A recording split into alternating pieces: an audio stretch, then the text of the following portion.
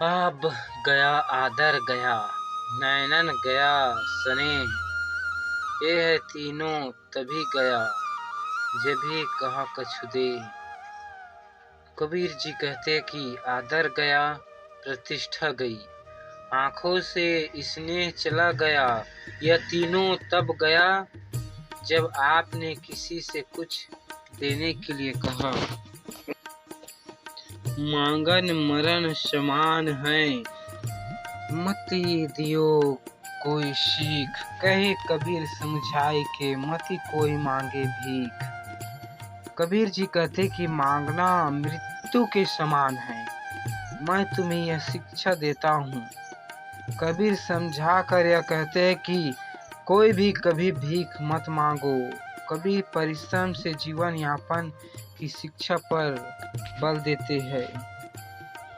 उदर समाता अन्न ले, तन समाता चीर, अधिक ही संग्रह न करे जिसका नाम फकीर। कबीर जी कहते हैं कि जो पेट भर अन्न लेकर और शरीर ढकने के लिए वस्त्र मांग कर संतुष्ट हो तथा इससे अधिक जमा नहीं करता, वस्तुतः वही फकीर या सन्यासी है। उदर समाता मांगी ले, ताको नहीं दोष, कही कबीर अधिक गहे, ताको गति नमोस।